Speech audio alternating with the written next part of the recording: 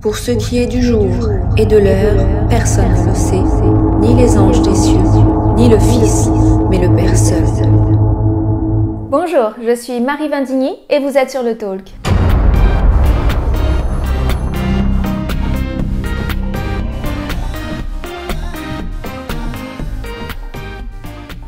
Soyez les bienvenus dans cette vidéo. Aujourd'hui, nous allons traiter d'un sujet ô combien capital, ô combien d'actualité, ô combien brûlant, qui intéresse les chrétiens, mais pas que. Il s'agit de la date du retour de Jésus. Que ce soit le christianisme ou d'autres religions, d'autres foi, d'autres croyances, plusieurs milliards d'êtres humains sur cette terre croient que Jésus va revenir sur terre très bientôt. Et la raison pour laquelle j'ai souhaité faire cette vidéo, c'est tout simplement que face à la prise de parole d'hommes de Dieu, de femmes de Dieu, qui donnent des paroles prophétiques, qui donnent des directions prophétiques, qui donnent des convictions personnelles, qui donnent des messages, des prédications, des exhortations précisément sur cette thématique de la date du retour de Jésus, nombreux, très nombreux, trop nombreux sont les commentaires assez malveillants, très religieux et surtout mal éclairés et mal informés, de chrétiens principalement, qui citent ce verset que l'on trouve dans Matthieu. Je vais vous le donner, c'est ce verset que j'ai donné en ouverture, c'est dans Matthieu 24, ce verset qui dit « Pour ce qui est du jour et de l'heure », donc sous-entendu le jour et l'heure du retour de Jésus sur terre, personne ne le sait, ni les anges des cieux, ni le Fils, mais le Père seul. Avant de rentrer dans le vif du sujet de la thématique de cette vidéo, ce qui nous intéresse aujourd'hui, je vais faire quelques annonces. Je l'ai encore jamais fait, mais il me paraît important. D'abord de vous remercier d'être chaque jour un peu plus nombreux à rejoindre le Talk. À ma grande surprise, je vous avoue que je ne pensais pas que la plateforme grandirait aussi vite. Alors certes, les premières vidéos ont été des vidéos sur des thématiques larges, grand public. J'imagine que sur les thématiques plus ciblées, cœur de chrétien, ça va peut-être être un peu plus difficile à se développer, mais en tout cas, voilà, je voulais juste vous remercier également de votre extrême bienveillance dans les commentaires. Je ne m'y attendais pas, je m'attendais plutôt à l'inverse. C'est vrai qu'aujourd'hui, à l'ère des réseaux sociaux, où derrière son écran, derrière un faux nom et derrière voilà, une fausse identité, on peut finalement dire ce qu'on veut sans peur, entre guillemets, de représailles et sans trop se mouiller. Ça s'appelle courage fuyons. Je m'attendais à plus de négativité que ça et je dois dire que j'en ai vraiment très peu. Et pour ça, je voulais vous remercier. Ce sont toujours des commentaires bienveillants. Quand les commentaires sont dans la critique, c'est toujours de la critique constructive, c'est toujours dans le but d'une amélioration, de venir enrichir également le contenu. Vous savez, ce sont des formats assez courts que j'essaie de faire ici sur YouTube, donc forcément, notamment là par exemple sur la thématique du retour de Jésus, je ne vais pas aborder tout ce qu'il y a à dire, ça pourrait prendre des heures et des heures, je vais simplement cibler quelques éléments. Donc je vous remercie de venir également compléter ça en commentaire, et puis pour les commentaires négatifs, ils sont assez peu nombreux. C'est vrai que j'aime m'en amuser sur ma plateforme Instagram, parce que bon, voilà, le ridicule me fait rire parfois, voilà, les commentaires acerbes, méchants et surtout stupides, hein, faut bien le dire, me font sourire. Et voilà, je partage, pour ceux qui me suivent sur Instagram, d'ailleurs je vous invite à me suivre sur Instagram, vous allez rigoler avec moi, on même parfois des bonnes rigolades. Bref, également sur Instagram, je partage beaucoup, si vous êtes intéressés, je partage beaucoup en story, voilà, de mon avis sur l'actualité, sur des choses qui se passent ponctuellement dans les médias, dans l'actualité du monde, ou des choses que je vois dans mon quotidien qui me font réagir et qui ne sont pas suffisamment substantielles pour créer un contenu de vidéo ici sur YouTube, mais qui me paraissent en revanche suffisamment important, opportun de relever dans le cadre de mes petites stories sur Instagram, et également quand je suis en déplacement avec le pasteur Daniel Vindigny, notamment en Afrique, mais pas que, ailleurs, quand on est en mission, en conférence, je partage un peu comme des mini-vlogs sur ma story où je mets un petit peu au fil de la journée tout ce qu'on fait d'un point de vue un peu plus off. Décontracté, voilà, les choses que je montrerai jamais ici sur YouTube. Donc si vous voulez me rejoindre, eh bien écoutez, vous serez les bienvenus pour me découvrir d'un point de vue un peu plus personnel, on va dire. Je vous invite également à me rejoindre sur TikTok. J'y suis assez peu active, il est vrai, en ce moment. Toutefois, j'ai pour projet, alors c'est un projet, on verra où ça nous mène, tous les projets n'aboutissent pas et tous les projets ne sont pas ponctués de succès, mais en tout cas, voilà, c'est une idée que j'ai eue de pouvoir lancer plus d'interactions live, donc en direct sur TikTok avec vous, pour pouvoir, principalement avec les femmes notamment qui me suivent ici sur YouTube, pouvoir interagir, voilà, se partager des petites astuces du quotidien, des petits tips, partager des expériences, des témoignages, des réflexions ou juste vous montrer un petit peu mon quotidien. Voilà. J'ai pour projet, c'est tout à fait personnel, de me mettre un peu à la diète ces prochaines semaines, ces prochains jours. Enfin, j'ai commencé d'ailleurs depuis 3 jours, alors c'est pas fulgurant, hein, on verra, mais voilà, parce que l'été est passé par là et je crois que c'est important aussi de prendre soin de soi, de se sentir bien dans son corps, d'aimer ce qu'on voit aussi dans le reflet du miroir. Je sais qu'il y a beaucoup de femmes qui bataillent avec ça. Je porte pas un jugement sur celles qui ne bataillent pas et qui sont bien dans leur peau et qui assument si elles ont des rondeurs. De la même façon, je ne bataille pas avec celles qui n'en ont pas et qui veulent pas grossir. Enfin voilà, chacun est libre. Moi personnellement, je trouve que voilà, il y a quelques kilos à perdre. Donc si vous aussi vous avez cet objectif-là, et que vous pensez que peut-être ce serait intéressant de faire un genre de diet challenge, quelque chose comme ça, voilà, on se retrouve en live sur TikTok assez régulièrement pour faire le point sur nos avancées, sur les difficultés de la journée, sur ce qu'on mange ou comment on se sent, voilà, pour s'entraider, se motiver, parce que quand on est plusieurs à faire ça, je trouve que c'est plus facile, c'est plus motivant et ça nous aide surtout à tenir nos objectifs. Voilà, maintenant que je me suis engagée devant vous à faire régime, je n'ai plus le choix maintenant que de faire. Donc voilà, c'est des petites idées. Je me suis dit, je vais peut-être lancer quelque chose d'un petit peu annexe à YouTube, de quelque chose de beaucoup moins formel, de plus relax, de plus détendu et de plus personnel. Pour voilà, construire ensemble une communauté bienveillante qui s'entraide et qui se pousse vers le haut. Toujours se pousser vers le haut. C'est très important. Venons-en maintenant au vif du sujet qui nous intéresse ici, à savoir la date du retour de Jésus et ses commentaires qui reviennent en flot, en masse. Notamment, le pasteur Daniel Bandini a fait une intervention récemment où il s'avançait sur une conviction personnelle quant à une date, une année en particulier. Et voilà, les commentaires ont fusé, toujours le même commentaire, on ne sait ni le jour ni l'heure. Certains ont même dit on ne connaît pas l'année. Donc déjà, ceux qu'on dit on ne connaît pas l'année, on ne sait, entre guillemets, on ne sait ni le jour, ni l'heure, ni l'année, fermez les guillemets. Alors ceux qui ont commenté ça, déjà je leur demande où c'est écrit, dans quelle Bible. Parce que j'ai cherché, hein, vraiment j'ai cherché, on ne connaît ni le jour, ni l'heure, ni l'année, je n'ai pas trouvé. Dans aucune des versions, j'ai trouvé. Donc je ne sais pas si vous avez une Bible qui n'est pas encore sortie, une version inédite, je ne sais pas, dites-moi. Hein. On dit que ce qui est rajouté à la parole de Dieu vient du diable, donc ceux on ne connaît ni l'année, je ne sais pas de qui ça vient. Passons. Et dans ces réflexions, je crois véritablement qu'il y a 2 catégories de personnes. Il y a ceux qui, sincèrement, honnêtement, sont dans l'erreur. Ceux qui prennent ce verset en l'extrapolant et en disant non, mais c'est pas vraiment le jour et l'heure que Dieu a voulu dire, c'était une expression pour symboliser qu'on ne peut pas connaître le temps du retour de Jésus. C'est bien sûr une erreur d'interprétation, un manque de clairvoyance, un manque de révélation, un manque de connaissance de la parole, voilà. Mais je crois que certains sont sincèrement dans l'erreur. C'est-à-dire qu'ils croient vraiment et ils ne pensent pas à mal en disant « Mais attends, la Bible nous dit on ne connaît pas le jour ni l'heure et puis toi tu t'es là, tu donnes une saison, tu donnes une année, c'est bizarre, je comprends pas. » Et puis il y a une deuxième catégorie de personnes qui sont les ignares, les gros religieux que je ne supporte pas, ceux qui se croient au-dessus de la mêlée, qui se croient au-dessus de tout le monde et qui pensent avoir la science infuse et qui veulent déverser tout leur fiel sur les réseaux sociaux en disant ah mais encore un faux prophète, encore un qui se prend pour je sais pas quoi, la Bible dit bien, on connaît ni le jour ni l'heure. Bon, cette deuxième catégorie sont des gens qui connaissent pas du tout leur Bible, qui ne l'ont d'ailleurs très certainement jamais lu en entier et qui sont des donneurs de leçons et voilà. Vous savez, je dis toujours, il n'y a rien de pire qu'un idiot qui se croit intelligent. Je crois qu'il faut prendre les conseils et les avis des gens qui ont une expérience ou un domaine ou une certaine expertise dans le domaine sur lequel ils essaient de vous enseigner ou de vous donner conseil. Par exemple, quand je parlais de régime tout à l'heure, quelqu'un qui est en surpoids, en obésité, en surpoids, appelez ça comme vous voulez, hein. Ça n'a rien de péjoratif. Aujourd'hui, vous savez, on n'a pas le droit d'appeler un gros, un maigre, un blanc, un noir, un petit, un grand, c'est tout de suite, ah là là, la stigmatisation, ah le jugement, ah le racisme. Non, un chat, un chien, un chien. Bref, passons. Et donc, pour en revenir à ce que j'étais en train de dire, voilà, c'est comme si aujourd'hui, quelqu'un en obésité vous donnait tous les conseils pour savoir comment maigrir. Attends, assieds-toi, moi je vais t'expliquer comment on fait les régimes, ce que tu fais, c'est pas bien. Ou quelqu'un qui est malheureux en mariage, qui est marié, et puis force est de constater que non, le mariage n'est pas épanoui, il n'y a pas de passion, il n'y a pas d'amour, il y a des hauts, il y a des bas, mais il y a surtout des bas, le quotidien est compliqué, et puis qui vont commencer à vous donner vous expliquer la vie, à vous dire, bon toi t'es célibataire, je vais t'expliquer pourquoi t'es célibataire. T'es sûrement célibataire parce que ceci, cela. fais, comme on dit, le ménage devant ta porte et puis ensuite tu viens me parler. Ou les gens qui vont prêcher sur la foi, qui vont vous donner des grandes leçons de morale en disant si t'as pas l'obtention, l'exaucement à tes prières, si t'as pas de percée dans ta vie, c'est parce que tu manques de foi.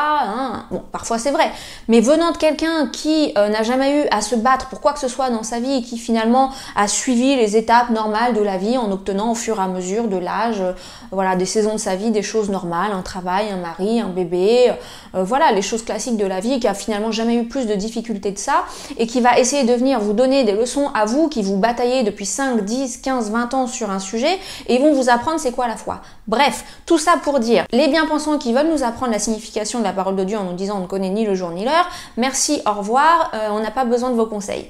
Maintenant, à cause de la première catégorie de personnes que j'ai mentionnée, ces gens qui sont sincèrement, honnêtement dans l'erreur, je vais essayer de modérer mes propos.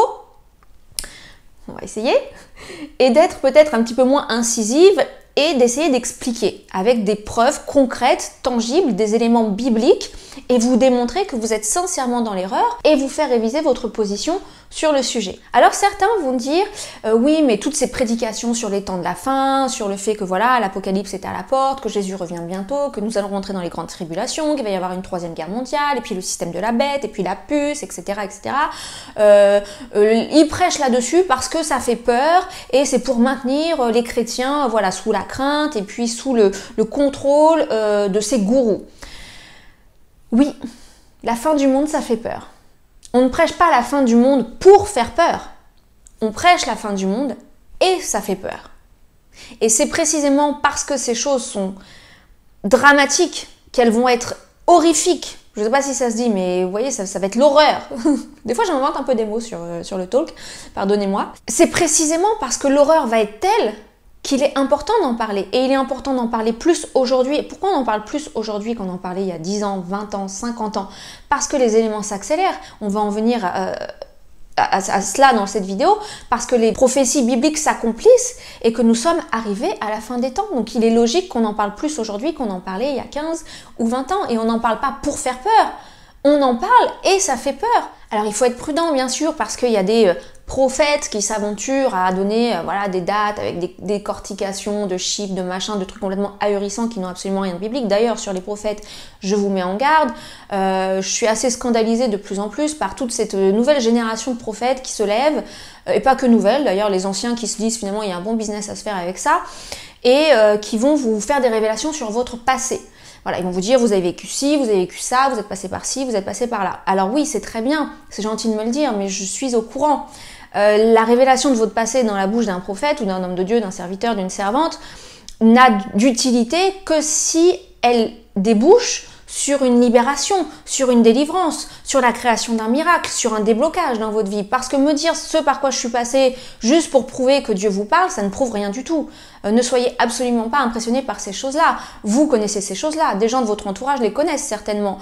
Satan même connaît votre passé, Satan connaît très bien votre passé. En revanche, Satan ne connaît pas votre avenir. Si donc un prophète vient et vous révèle l'avenir, là, on peut se dire que c'est Dieu qui a parlé, parce que seul Dieu est au courant de ce qui va se passer demain. Donc si le prophète prophétise sur l'avenir et que les choses viennent à s'accomplir, là, on peut voir l'authenticité d'un prophète. Mais ne soyez pas trop impressionnés par ces prophètes qui vont voilà, vous révéler « Ah, il y a 10 ans, il y a 5 ans, t'as vécu ci, t'as vécu ça. » Oui, ça fait partie de la prophétie, mais ça sert la prophétie uniquement si grâce à avoir mis le doigt sur cet événement de votre vie, ça débouche sur quelque chose dans votre vie. Comme je le disais, un miracle, une libération, une délivrance, comprendre quelque chose, que ça fasse un déclic et que voilà, votre vie change, que ça débouche vraiment à une bénédiction. Sinon, ça n'a absolument aucun intérêt, ce n'est ni plus ni moins que de la voyance de bas étage en fait. Bref, c'était une petite aparté qui n'a rien à voir avec cette vidéo, mais au passage, c'est dit. Donc bien sûr, il faut être prudent avec la prophétie et les annonces quant à la date du retour de Jésus. Malgré tout, il est indéniable de constater, et là encore ce sont les faits, il ne s'agit pas d'une interprétation, que ces 10 dernières années, je dirais même ces 5 dernières années, nous avons vu une multiplication, une intensification, une accélération des bouleversements dans ce monde. Des guerres, des bruits de guerre, des cataclysmes, des catastrophes naturelles, des conflits sociaux, politiques, une évolution des mœurs dans le mauvais sens du terme, une mise en lumière de toutes ces choses ténébreuses. On l'a vu avec la cérémonie des Jeux Olympiques, on le voit avec les spectacles, le Hellfest qui a eu lieu il y a quelques semaines, avec ce spectacle qui va avoir lieu à Toulouse, et j'en passe, c'est certainement des choses dont nous n'avons même pas connaissance dans ce monde, avec également une sorte de transformation totale de l'équilibre homme-femme, où les hommes finalement veulent être femmes, les femmes veulent devenir hommes. Aujourd'hui on voit des hommes qui deviennent enceintes. C'est vraiment toutes ces choses que la Bible nous a annoncées. C'est vraiment la fin des temps, avec une banalisation totale de ces choses, en disant ah mais ça c'est arrivé de tout temps, il y a toujours eu des cataclysmes, il y a toujours eu des guerres, il y a toujours... Non, je suis désolée, des pandémies, etc. Pas à la mesure dans laquelle nous sommes actuellement, où toutes ces choses sont regroupées en même temps dans un laps de temps très court. Essayez de revisionner la vie il y a 10 ans. Juste il y a 10 ans.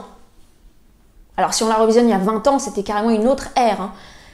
Est-ce qu'on se serait dit ah toutes ces choses vont se produire, tout ce qui s'est passé avec l'épisode qu'on connaît et le fait qu'on soit resté enfermé chez nous, ce contrôle total des masses, des populations, et tous ces changements sociaux, culturels, politiques, religieux, climatiques, gouvernementaux dans le monde, qui sont une évidence même de ce qui est en train de se passer et des temps dans lesquels nous vivons. Et tout cela, nous le trouvons dans la Bible.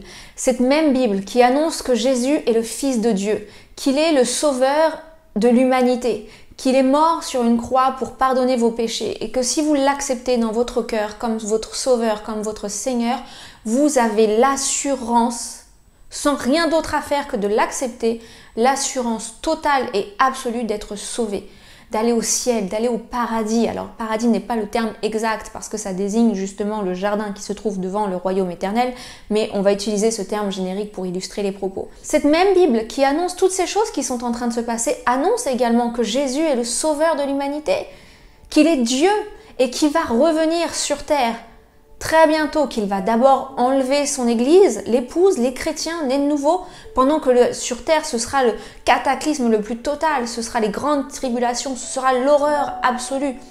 Et qu'à la fin de ces 7 ans de tribulation, l'église reviendra avec Christ sur terre pour régner pendant 1000 ans. On appelle ça le millénium. Ce sera le paradis sur terre.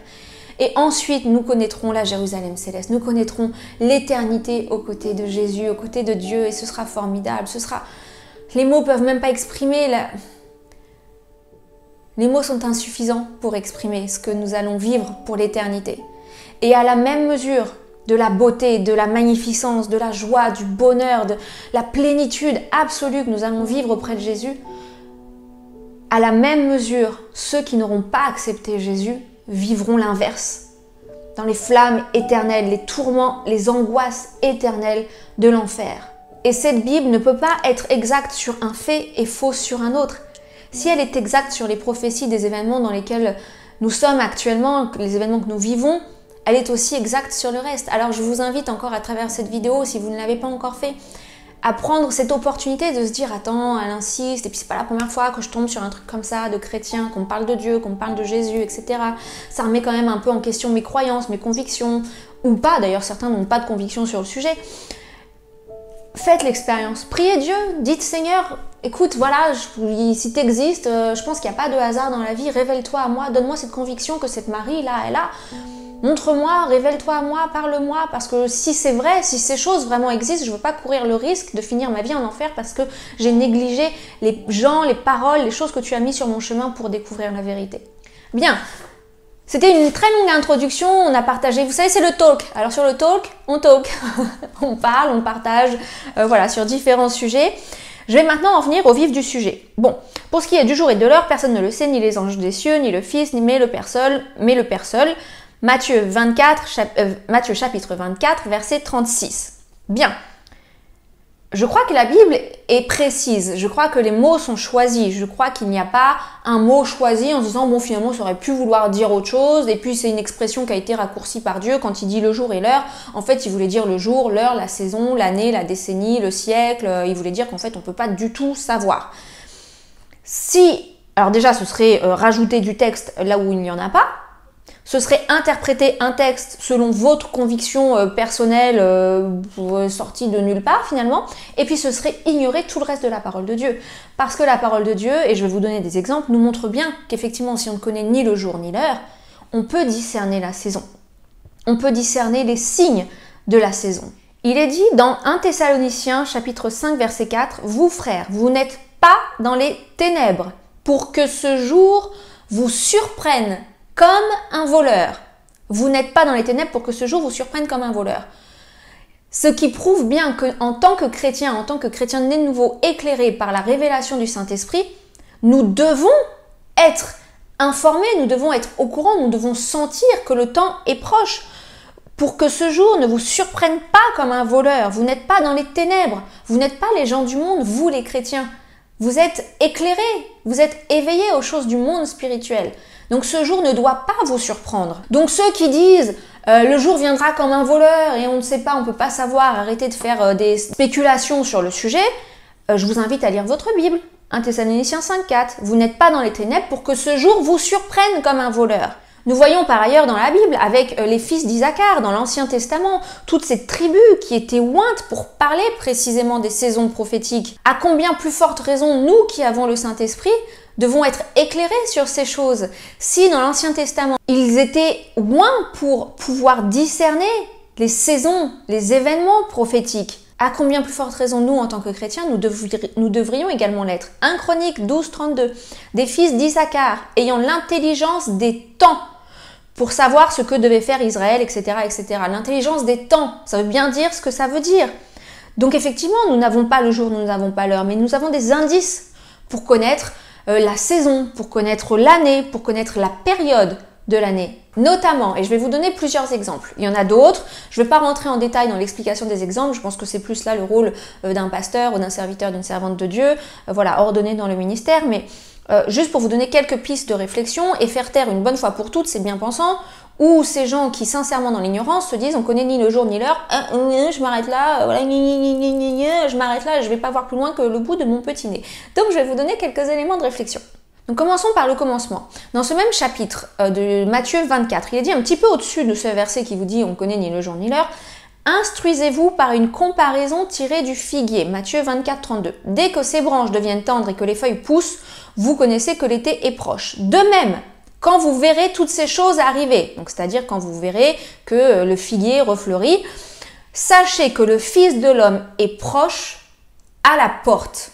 Et ça s'ensuit, mais pour ce qui est du jour et de l'heure, nul ne sait. Donc effectivement, nul ne sait le jour et l'heure, mais sachez, quand vous voyez ces choses, ces signes arriver, que le Fils de l'homme est à la porte. Et on sait dans la Bible, dans la parole de Dieu, que Israël est comparé au figuier. Nous savons qu'Israël est l'horloge de Dieu. Et dans Matthieu 24, donc il est clair et explicite de dire que ici, quand il est parlé du figuier qui refleurira, quand vous voyez le figuier refleurir, sachez que le Fils de l'homme est à la porte, on sait qu'il est question d'Israël. Israël, c'est quoi le refleurissement d'Israël? C'est tout simplement la création de la nation d'Israël. En 1948, le 14 mai 1948, où l'État d'Israël a été reconnu et créé. Et on sait que dans la Bible, une génération équivaut à 80 ans à peu près, voilà, à peu près une période de vie de 80 ans. Pourquoi je dis ça? Parce que au verset 34, il est dit, donc juste avant pour ce qui est du jour et de l'heure, au verset 34, Matthieu 24, 34, je vous le dis en vérité, cette génération ne passera point, donc une fois qu'on aura vu ces choses arriver, cette génération, donc cette génération qui a vu ces choses arriver, ne passera point que tout cela, sous-entendu le retour de Jésus, n'arrive. Une génération d'Hébreux était donc de 80 ans. On sait que l'État d'Israël a été créé en 1948. Donc, le figuier refleurit, 1948. Une génération ne passera pas que ces choses arrivent. Une génération 80 ans. 1948 plus 80 ans, là on est en 2024, ça nous amène à 76 ans. 76 ans plus 4 ans, dans 4 ans, voilà, on sera en 2028. Une génération sera passée. Une génération ne passera pas que ces choses arrivent. Alors même si il y a une petite incertitude, peut-être une petite inexactitude, que vous tirez le truc par les cheveux en disant oui mais c'est 80 ans, ça peut être 75, ça peut être 85, ça peut être 90, je pense pas, mais admettons, c'est quand même très très proche, c'est quand même dans les proches années qui viennent, il passera pas encore 15 ans que ces choses n'arrivent. Il faut quand même voir un petit peu plus loin que le bout de ce nez. Donc les gens qui disent pour ce qui est du jour et de l'heure et qui s'arrêtent à ça, mais lisez au-dessus, lisez le reste du chapitre en fait. Parce qu'il y a vraiment une timeline qui est donnée là, mais avec grande précision. Il y en a d'autres qui vont dire, oui mais bon, les chrétiens déjà du temps de Jésus, ils pensaient que Jésus allait revenir. Oui, certainement les mêmes chrétiens, peut-être peu éclairés, qui sont les mêmes qui aujourd'hui nous sortent ce verset, on ne connaît ni le jour ni l'heure, en prétexte en disant qu'on ne peut pas connaître la date du retour de Jésus. Mais certains étaient plus éclairés, notamment l'apôtre Paul. L'apôtre Paul savait très bien que des siècles passeraient avant que Jésus revienne, notamment, et je prends pour exemple, Éphésiens 2,7, de montrer dans les siècles à venir l'infinie richesse de sa grâce par sa bonté envers nous en Jésus-Christ. Dans les siècles à venir, Paul n'aurait pas dit ça s'il ne savait pas qu'il y aurait des siècles encore à venir. Éphésiens 3,21. À lui soit la gloire dans l'Église et en Jésus-Christ, dans toutes les générations, au siècle des siècles, dans toutes les générations. S'il pensait que Jésus allait revenir de sa génération, il n'aurait pas parlé des générations. Paul savait qu'il fallait attendre 2000 ans. Un autre indice, relisez Ézéchiel dont j'ai parlé dans de précédentes vidéos. Quand nous verrons toutes les nations du nord d'Israël préparer une guerre contre Israël, le temps sera imminent. Ézéchiel 38, Ézéchiel 39, que je vous invite à lire. C'est exactement ce qu'on voit aujourd'hui, c'est une poudrière. Israël est sur le point d'être attaqué de tous les pays du nord, l'Iran, la Turquie, la Russie. Tous ces pays qui sont en train de faire une alliance, la Corée du Nord également, j'en ai parlé, qui sont en train de faire une alliance contre Israël. Quand vous verrez que toutes les nations du nord d'Israël préparent une guerre contre Israël, le temps sera imminent. Imminent. Le Fils de l'homme à la porte. Le temps sera venu. Ces choses arriveront. Toutes ces choses, ce sont bien des indices, ce sont bien des précisions sur les temps dans lesquels nous sommes. Alors je vais m'arrêter là pour les indices, mais la chose est évidente. La chose est évidente. Nous ne sommes pas dans les ténèbres pour ignorer ces choses. Nous sommes éclairés de la puissance du Saint-Esprit. Si Dieu parlait à ses prophètes, si Dieu parlait à la tribu d'Issachar à l'époque pour discerner les temps, à combien plus forte raison nous devons aujourd'hui être équipés et éclairés pour savoir les temps dans lesquels nous sommes et la saison qui arrive. 2. Les signes sont là, avec notamment Israël et puis toutes ces cataclysmes et ces choses qui se passent aujourd'hui. Il y a tellement d'exemples que j'aurais pu donner. Lisez l'Apocalypse, la chose est assez claire. 3. Ne pas connaître le jour et l'heure n'exclut pas le fait de connaître le mois, la saison, l'année, la période.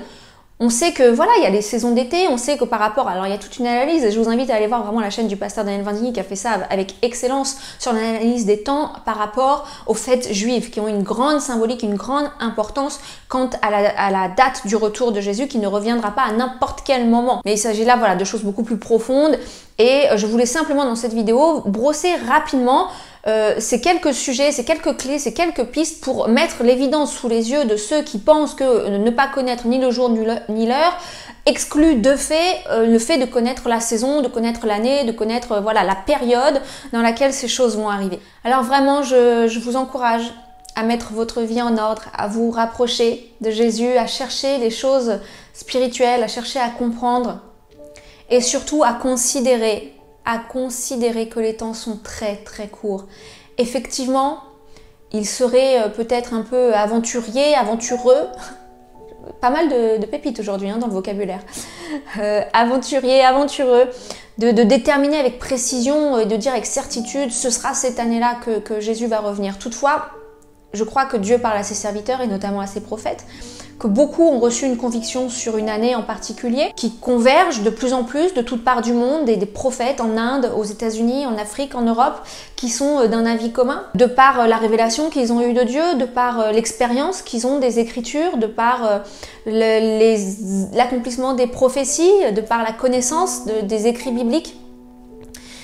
Et qu'il est incontestable de dire que oui, on peut déterminer que le retour de Jésus est très proche. Et dire que nous sommes des faux prophètes en voulant donner des saisons, des années, c'est ne pas du tout connaître la parole de Dieu, ne certainement même pas être converti, ou être sincèrement dans l'erreur, très mal enseigné, très mal informé. Et c'était l'objectif de cette vidéo, c'était de pouvoir vous donner des pistes de réflexion et vous faire réagir, vous faire réaliser que vous étiez dans l'erreur et que oui, les chrétiens peuvent discerner les temps dans lesquels nous sommes et peuvent sentir que le retour du Fils de l'homme, de Jésus-Christ, le roi des rois, est à la porte. Il est imminent. Très bientôt, toutes ces choses passeront et nous serons réunis avec lui pour l'éternité. Je sais que beaucoup de chrétiens ont hâte Dans les commentaires parfois, ah Seigneur, accélère le temps, j'ai hâte, j'ai hâte, j'ai hâte. Mais attendez, il y a encore tellement de gens à sauver, il y a encore tellement d'âmes à sauver, il y a encore beaucoup de travail à faire. Utilisons ces années pour sauver les perdus, prêcher l'évangile avec force et avec vérité, en levant haut et fort le glaive de la vérité, le glaive du courage et de la justice dans ce monde. Je vous remercie de m'avoir suivi, je vous bénis et je vous dis à très bientôt pour une nouvelle vidéo. Bye bye.